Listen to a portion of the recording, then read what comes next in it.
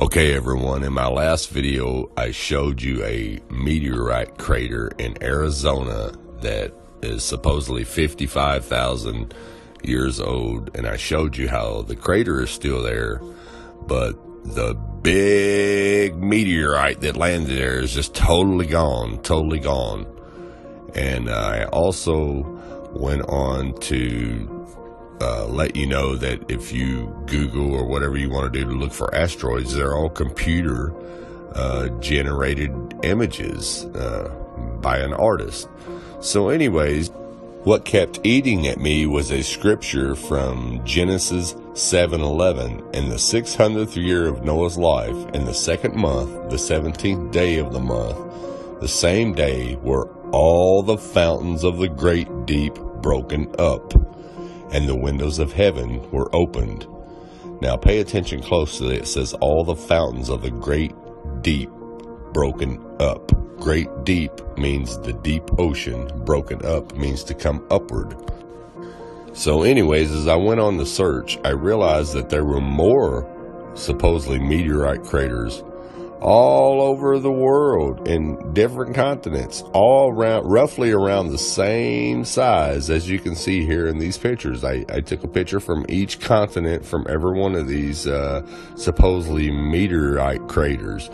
But out of all these craters, there's nothing left of the meteor that landed there. And I say that in quote, supposedly landed there. There's nothing left of the meteorite, but all the craters are still there. So I went to investigate a little more, and I'd remembered researching geysers many years ago. Now here's a few images of what geysers look like, but the images I'm showing you are what the geysers look like when they're actually erupting. So check this out. Now does these craters underneath these geysers not look familiar to you? Just take a really close look. Now I'm showing you the ones that are erupting. Now let's take a look at the ones that are not erupting.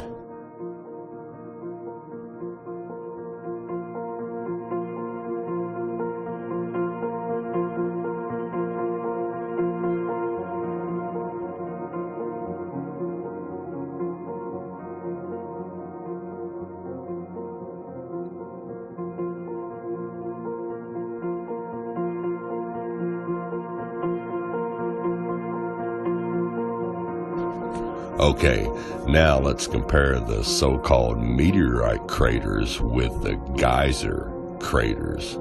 Get ready, you guys are totally going to be blown away. Now check this out. As you can see here, there's a runoff on the meteor crater and a runoff on the geyser.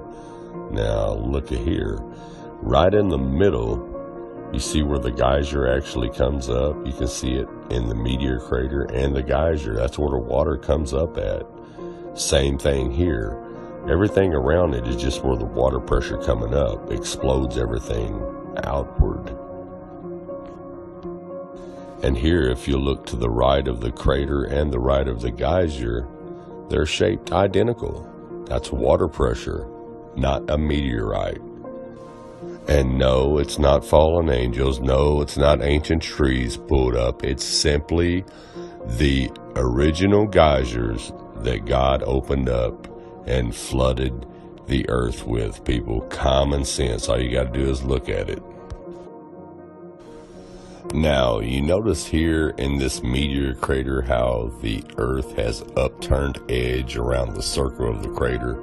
Now, here's how that happens. Here is a photo of a geyser actually fixing to erupt. Notice how it upturns the edge of the hole around it.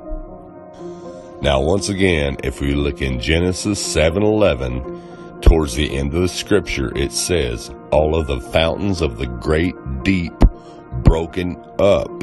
The scripture tells us exactly what these are and exactly what God did to flood the earth. And it also says, and the windows of heaven were opened. So we also know that there's a firmament and it has windows in it. And he also flooded it from above as he did below. Now, this is where your inner wisdom should kick in. Science tells you that these are so-called meteor craters, okay? But there's no meteors in none of them. All over the world. There's no meteors found nowhere near or around or in the crater itself. But yet these craters are identical to geyser craters. That's because these so-called meteor craters are the giant craters that opened up from the deep, the great deep, and flooded the earth. The Bible is real. It is very accurate. And the flood of Noah happened, and I just showed you how it happened. And the funny thing about it is, they even showed you in the 2014 movie, Noah. Check it out.